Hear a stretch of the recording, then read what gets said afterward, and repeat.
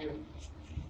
So, one thing I like about these conferences is, number one, we get to hear about all the things that are, cutting edge. But one thing I also like is that, you are going to hear a lot of prosthodontists and periodontists and different specialty docs talking about different procedures, and they are all implementable. But the benefit of having Dr. Briskie and myself here is we are GPs that are doing this in our own practice. We're getting up and checking hygiene. We are prepping the MOD. We're prepping crowns. We're making sure all this still is happening in the practices while simultaneously doing full arch and block grafts and laterals and figuring out a way to make that profitable while running our own practices. So as we go through this, I think just in terms of like figuring out where we're going, we need to look back and come to where we came from, and we can learn a few of the techniques and things from the past, and then how we get rid of the antiquated mindset of what we were told in dental school, and how do we apply that into the future. So the doc I bought the practice from, he was 68 years old when he sold the practice. There was a time he didn't wear gloves. He probably had a cigarette on one side, had a shot of bourbon on the other side, and he was just treating patients. And then fast forward just one generation of dentists. We are doing full arch procedures. We have photogrammetry. We have a full-on lab in our practice. We have 18 operatories, and we have the whole conference room and lab in the basement. Things have changed in terms of what dentistry is nowadays. And we have to remember that the culture of what we were taught is these are procedures that we're told that we cannot do, or we should not do, or you will do harm. And at the beginning of every one of our courses, we do a poll with our students, or our attendees, and we ask them, like, what's holding you back? Or if you ask any of the educators here, the number one thing holding people back, especially GPs, from learning this stuff, it's confidence. They want the confidence to do these procedures and do no harm, because obviously we do the Hippocratic Oath. Our first thing is to do no harm and to do the right thing by our patients. But that also, in the same breath, holds us back from doing the things that we can do in our practices to have very rewarding careers. So if we look at things in terms of how we want to get to that super GP level, first we want to define what that is. It's the GP who does everything. It doesn't mean you have to do every procedure and never refer to the specialist. But what it does mean is you've got to stack these skill sets on top of one another in a very incremental way. It's taken me 11 to 12 years to get to this point where I pretty much do everything. Dr. Briskie has done that in 5 years. A lot of you guys can do that in 2 or 3 years. If you do the things in the right order, you can get the skill sets to implement all of this into your private practice, but do it in a way that's profitable, where you're not just having a 70% overhead and taking home what you would as an associate. So exodontia, endo, oral sedation, et cetera, et cetera. I like IV sedation a lot. I think starting with PRF is a good place to start too. You can add revenue to the books. You can get comfortable with venipuncture. When you go into IV sedation, you already know the vasculature and the anatomy in the arm. So there's a lot of things you can do by adding these procedures to the mix. And then obviously we get into the next row of single implants. I think occlusion is huge. I mean, we've dialed in occlusion a lot over the years. We're going to be focusing specifically on sinus augmentation and bone blocks. Dr. Briskie has done a lot of this work in the practice and in his own practice in the Colorado Surgical Institute. And then, of course, I'm very, very a huge advocate of learning dental sleep medicine. When you figure out where to put the teeth, you want to create enough room for the tongue. You want to make sure you look at their airway. If they're desaturating, they're going to cause some bruxing. So if you position your multi-units in a specific way, you can create space for the tongue, create space for the arch. One thing that's interesting is if you actually give someone back this reconstruction, and then at the end you treat their airway and can give them back vitality and energy and the things they need from a proper oxygenation perspective, and the energy to spend time with their families, you have a generational change you can make with your patients. Not only are you giving them back their teeth and their confidence and all the things we hear all weekend long, but now you're giving them back oxygenation, less chance of dementia, less chance of Alzheimer's, and all the cardioprotective things that we know about. So we all know patients want to stay with you, right? For all the GPs in the room, patients want to stay in your practice. They do not want to go somewhere else. They have to finance the case with the periodontist and then finance the case with you. They got 2 monthly payments that they're going to be making per month. So we all know that. And then obviously the profitability. We're going to touch on it very briefly. I want to focus and give Dr. Briskie a lot of time to talk about the clinical procedures. He has a lot of really cool cases to show you. But I do think it's going to be important to speak about the profitability in terms of what this is going to mean in your practice. And all very implementable. We're trying to teach you how to do this on patients who already exist in your own practice. You do not have to do extra marketing for orthodontics to get 5 stars per month. But if you can get 5 stars per month, there's an extra $360,000 in revenue, not profit, but in revenue per year. Sleep apnea at $3,500 per arch or per appliance, it is going to be about $210,000 per year. And I know for some of you looking at this, you're like, well, you're going to pay over a monthly. So you got to view these two things as like annuities. They're like a monthly recurring payments coming into your practice. Wisdom teeth, if you do 5 cases per month, and we just said $2,000 per case, a lot of you may get paid more than $2,000 per case, comes out to $120,000 per year. Single implants, $120,000 per year. That's only the surgery, not the abutment and crown. And then if you did 5 full arch cases per month, charging $20,000 per arch per month, which I think is a reasonable fee. Really, depending geographically where you are. If you're in Brooklyn, you can charge $33,000, and then if you're in Kentucky, you might be at $18,000. But either way, it's a $1.2 million in revenue per year. So with implementation of specialty procedures in a systematic and logical way to do it, you can have a lot of revenue to your practice. Then you have associates come in and do the things you don't want to do. Or if you like doing MODs, do MODs. I'm not here to tell you to don't do the things you like to do, but what I am here to do is dispel the fears of doing certain procedures, because you can make your practices very profitable. We're always advocates of sending cases to our specialists. I have a very good relationship with the specialists in my area. I still refer them cases. They're going to be difficult cases, but at the end of the day, we're never going to tell you don't refer to the specialist. There's going to be some things that maybe shouldn't happen in a GP setting. If you feel comfortable doing the case, do the case. We want to get to the point where a specialist sees the referral from Dr. Dhoon and it's like, oh my gosh, another coronectomy case. Yeah. Like, great.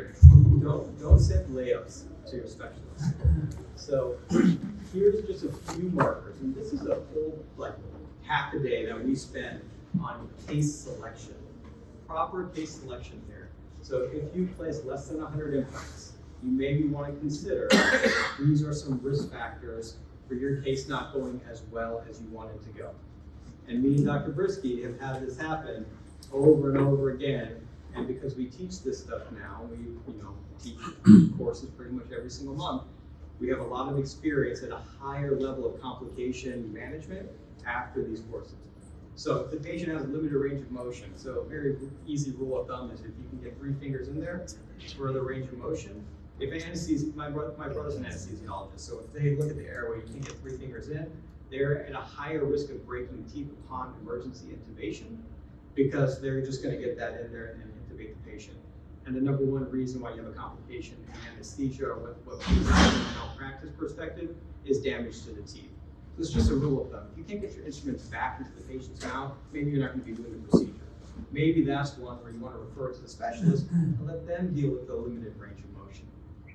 Neurologic issues is twofold: dementia, Alzheimer's, but also if the patient's toxic.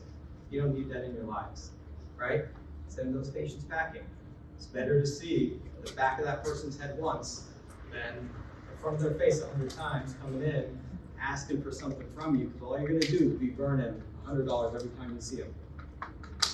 Blood thinners, alcohol abuse, I think it's like alcohol abuse, substance abuse, any abuse of anything. Antidepressants, we're having antidepressants. If there's TCAs, SSRIs, SNRIs, there's an increased risk for implant failure with these antidepressants. Head and neck radiation, get the Gray's units from oncology. Bisphosphonates, IV, pill, diabetes over 8, depending on your comfort level, and then vitamin D deficiencies. So I think it's it's prudent if you have a big case to maybe send out for just some basic blood work, figure out where your patient is. From an overall health perspective, you're going to be benefiting this patient immensely. And then if you want, tackle some of these cases. You get more experience, but you start seeing 3 or 4 of these things add up. These are the cases to consider referring at least. So we're gonna hop into some case review. If you guys have any questions, you can jot them down. We might have some time for some Q&A at the end also. Dr. Briskie is gonna show a lot of different things that you guys can consider. I'm a huge advocate for zygotes and pterygoids and palatal approach and transsinus and transnasal, all of these things that we do in our practices, we do. But what we're gonna show is there's another tool that we can do as GPs, whether it's rebuilding the arch, bone grafting into the sinuses, different ways to rehab patients in different life cycles of their dentition to get them to the place that we need them to be, and to look into the future and say 20 or 30 years, how are we gonna revisit this case? How are we gonna fix and improve upon it? So Dr. Briskie is gonna review a lot of these, and I'll kind of chime in from time to time. So over the past 3 years of teaching, I've noticed a big roadblock along the way from becoming GP to super GP. And for a lot of docs, it's integrating sinuses, lateral sinuses, and block grafting. So what happens when things go south, right? Is everyone in this room gonna play zygos someday? Maybe, maybe, but what's predictable? How can we build these cases back out, right? So let's go through a few cases. This one is Edgar. He had number 9 that he lost. And even just looking at the panel, I start to see everything that I can do as a super GP. I can do IV sedation on this case. I can take out the wisdom teeth. I can do ortho, right? Not only that, but now we can actually rebuild bone and place implants too. So this one, very, very narrow bone, 3 millimeters. Holy smokes, what do we do? Refer, right? No, we can all do this in our own practices. Edgar's 18. You know, are you gonna do a bridge? Are you gonna do a Maryland bridge? Are you gonna do any of these modalities that you have to cut down healthy tooth structure? We gotta rebuild the bone. So what are the options for ridge augmentation, right? We have to restore the natural bone and soft tissue. We have titanium mesh, we have tunnel grafting, then we get into outlet grafting, which can get pretty complicated, right? We can use tacks and screws and membranes and stabilize everything with perosteal sutures, right? Or we can do block grafting. When I'm thinking block grafting, I can almost picture a defect like that where you put your thumb in there, right? And for me, a block graft is going to be a really good fit. So I'm looking for any sunken in defects is what I'm looking for. 6 millimeters or less in terms of the width. I think early on in the career, I would try to squeeze implants in and a 6 millimeter ridge, then you get a failed implant. So definitely encourage people to rebuild the bone first. This case, ridge width of 3 millimeters. With bone blocks, you can actually get predictably about a 5 millimeter width addition. The reason we're doing this is because we're going to be avoiding cemented crowns and non-ideal implant placement. The graft that we love the most is actually from Rocky Mountain Tissue Bank. I don't know if you've seen this one yet. It's a vertebral graft. So the outside of that block graft is a hard cortical shell. The inside is like medullary bone. It's squishy. So you can actually mold it, press it into defect. It's pretty cool. So it's slightly compressible and adaptable.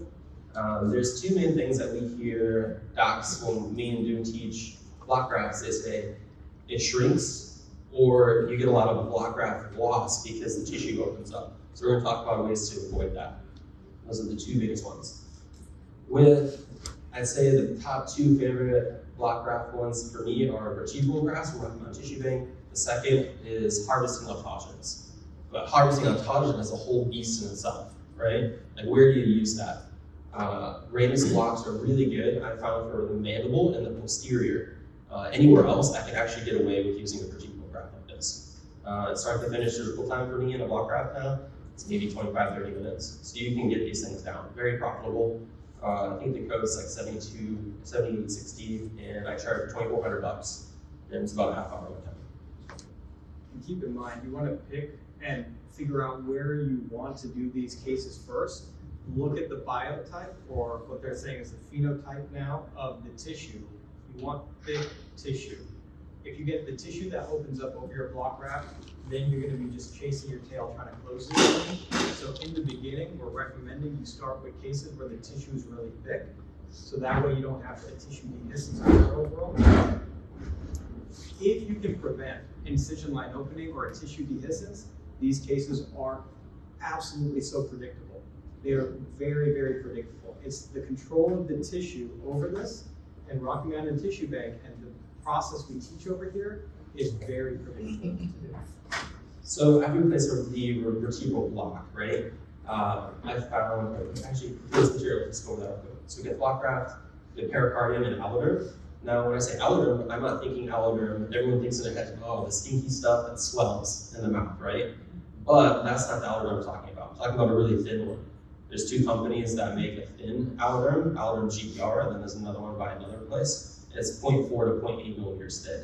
So this doesn't swell and stink, right? What happens with pericardium if you have incision opening? Anything larger than 2 millimeters in my practice, I find is not predictable. You can actually have block loss.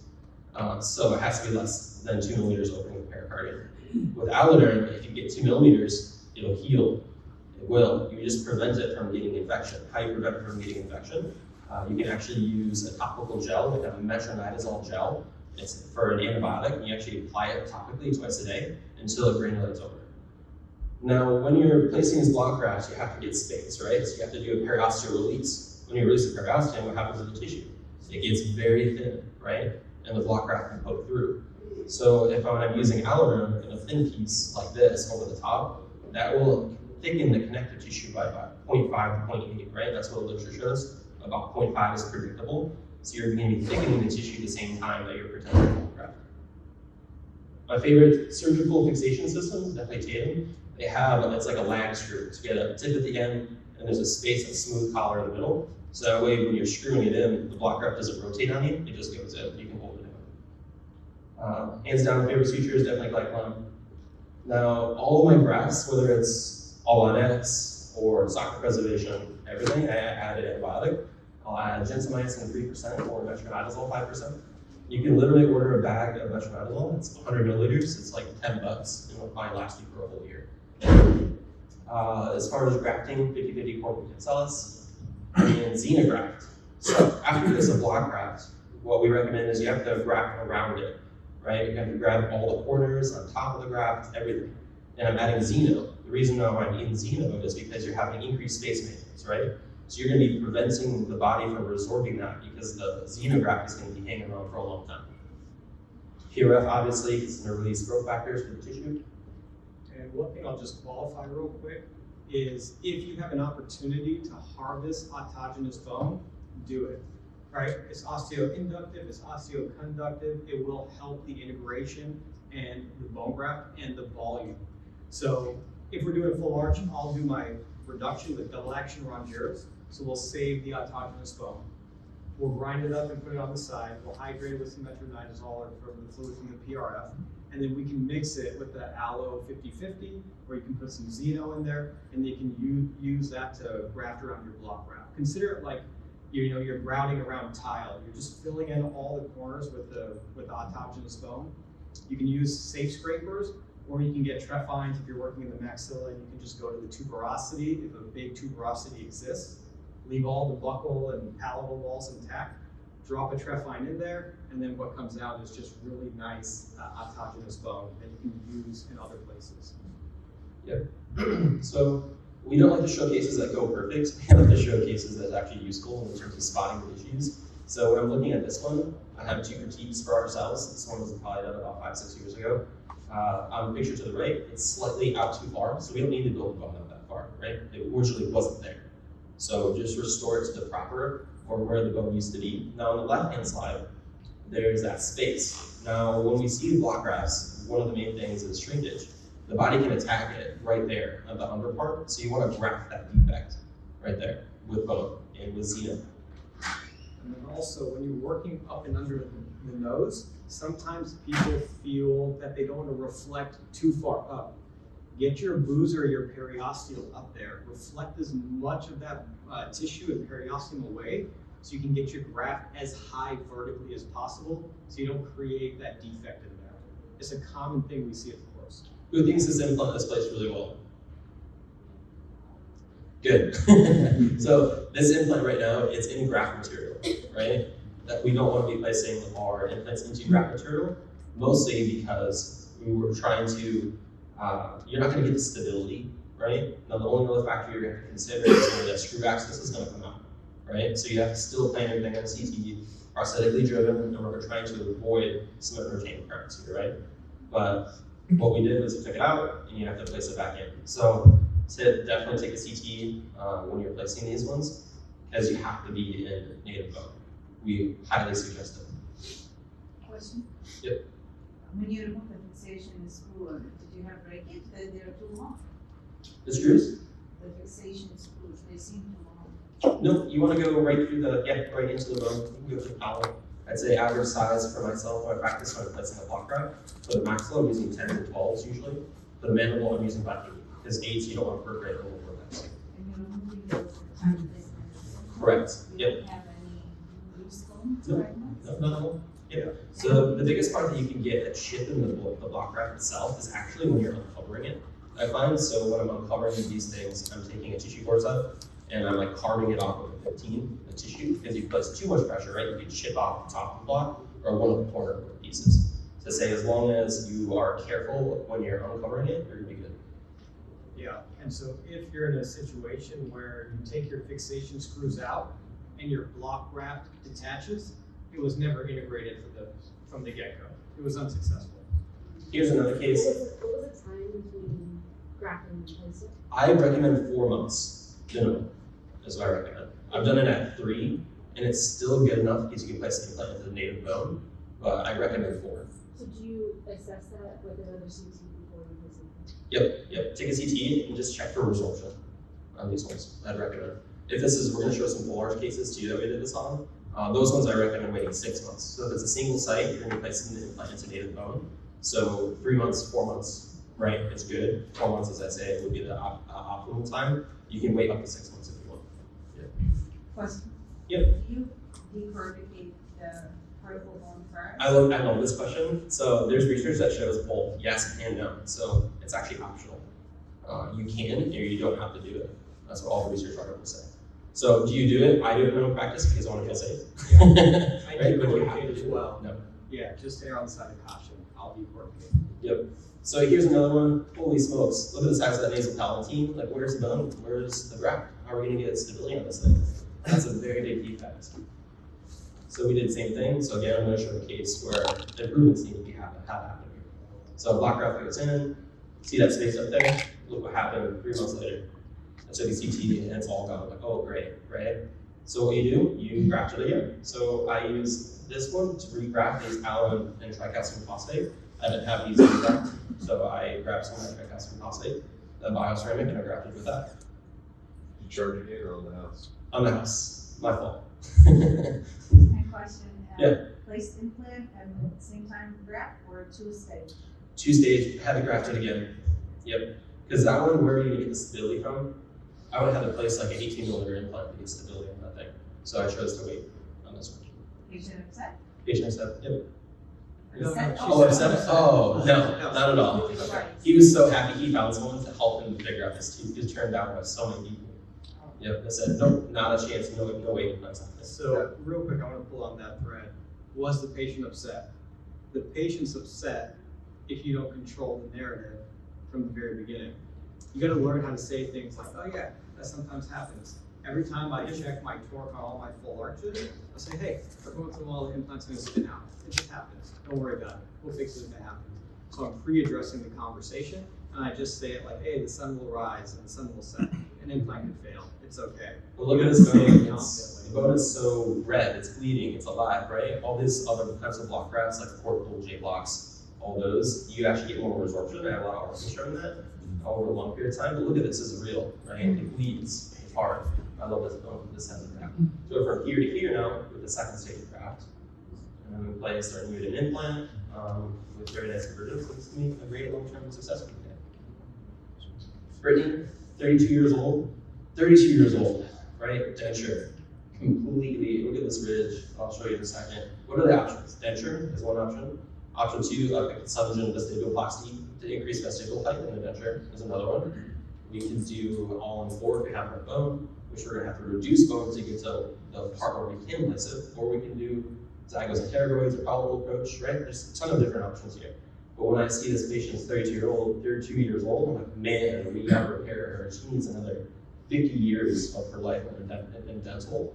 and then implants. So we may have to do a surgery now, maybe again in 20 years, and maybe another surgery. So let's save some bone for later. Very, very pneumatized sciences. I have about 3 millimeters of bone here on the bottom. I'm showing that the bone is about 10 millimeters in terms of the height. Now, if I have to reduce any more bone, and I'm getting down to about 8 millimeters of vertical maxillary height, I'm not, in my experience, that's a short implant. That's not very long term, so I'd rather rebuild the bone back rather than grind it back down. Okay. And keep in mind, you can absolutely do a palatable approach, but take into consideration the full composite of this person. If he's 32, he's at 50 more years, that might actually be 70 or 80 more years, depending on how long people are going. So at the end of the day, I think what Dr. Briskie did here is going to be the best treatment modality. And when you see actually the before and after pictures of how much bone can actually be grown with these block grafts, it's quite amazing. So the sinuses, right? If they have 3 millimeters of bone, if I have 1 millimeter of bone, would that be predictable for long-term success of the sinus? No. So I'm going steroids in that one, right? But when I have the bone, I do it. Let's just picture this is before you can see the sinus go up. The sinus is a 20 size block on the right side. Left side there's 2 10s because I didn't have a 20. Now there's a lot of spaces. I grafted all of that space with allo and xeno, and also some autogenous mixed inside of it. And then the screws you're seeing are the Tatum screws, but look how large those blocks are from Rocky Mountain Tissue Bank. They're spongy, they can be formed, you can use your thumb and compress them and move them and into the right space. And then you just graft around it with autogenous if you can, or anything else that we talked about before. So Will you guys graft both sinuses same appointment? Will you just pick one side and then Everything. the other side? everything. Everything, both bilateral sinus graft. Yeah, if you get your speed up fast enough, then you can do everything, right? But you gotta gauge the patient, your current speed, and it's a multifactorial type of decision. Yeah, we're running a little short on time, so I'm gonna keep going. So this one's about 6 months later. So we went from 3 millimeters to like 8, right? Like the entire ridge now has graft all along it. So that's my implants, more legalized, of course. There's 8. I can't go to grammetry. Then this is a 3-year post-op on it. So upper and lower all nets. And just See go back to the how- last one real quick. Yeah. Okay. In 20 years, when something fails, right? Let's go into the assumption something fails. You lose a couple of implants on each side. You take the prosthetic out. You take the failed implant out. You graft the site. You take your prosthetic. You fill it with composite with the access hole, and you put the same prosthetic back on. You are not missing a beat. You don't have another lab bill. The patient's not out tens of thousands of dollars again, or $50,000 or $100,000, whatever it costs with inflation in 20 years. This is a case that can be salvaged numerous times over, or, God forbid, it's a catastrophe, then cycles. And start to finish, you start to see some cortexes reforming here. So the body's where they're lying in the bone. And yeah, start to finish up. Here's another case, Lisa.